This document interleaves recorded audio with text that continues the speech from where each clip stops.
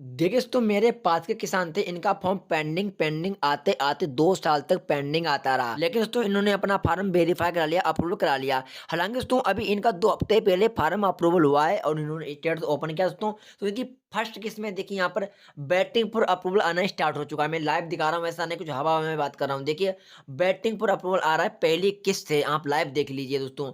अब सरकार इनको पैसा ट्रांसफर कब तक करेगी, जो बैटिंग आ रहा है या फिर आपकी कोई भी किस्म में अगर बैटिंग आ रहा है तो पैसा कब तक मिलेगा, हम इसी मुद्दे पे बात करने वाले हैं।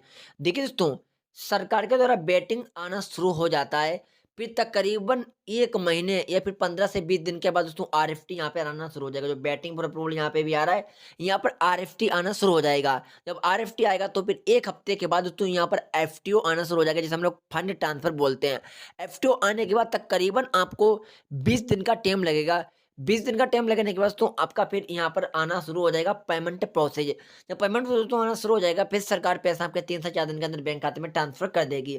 मतलब दोस्तों अगर यहाँ पे कोई भी किस्म में अगर बैटिंग फॉर अप्रूवल आ रहा है, तो 1 से 2 महीने का टाइम लगेगा, सरकार पैसा आपके बैंक खाते में ट्रांसफर कर देगी। रुपया आएगा, अगर एक किस्त में आ रहा होगा तो आपका 2000 रुपये आएगा। मतलब कहने का मुद्दा है, बैटिंग फॉर अप्रूवल आ रहा है तो फिर सरकार ने मतलब पैसा आपका ट्रांसफर किया है, कुछ समय के बाद पैसा आ जाएगा, सबसे मेन मुद्दा यही रहता है। तो अगर आपका भी दोस्तों फॉर्म अगर अभी तक पेंडिंग पड़ा है, पैसा नहीं मिल पा रहा है, तो फॉर्म पहले अप्रूवल करवाना पड़ेगा, तभी जाकर पैसा मिलेगा। आप सोच रहे हो कि मेरा ऐसा ही पैसा आ जाएगा, फॉर्म पेंडिंग है, पेंडिंग है, पेंडिंग है, तो फिर पैसा आने वाला नहीं है, क्योंकि अब 2025 चलने वाला है, अब काफ़ी अपडेट हो चुका है, चेंज हो चुका है। पहले ऐसा था 2019 में कि आज आवेदन करवा दो पीएम किसान का, 1 हफ्ते के अंदर अप्रूवल हो जाता था। लेकिन अब वो ज़माना गया, वो समय गया, वो महीने गए। अब दोस्तों आवेदन कराना तो पड़ता है, आवेदन भी काफ़ी मुश्किल से हो पाता है, जिसमें राशन कार्ड वगैरह होना चाहिए।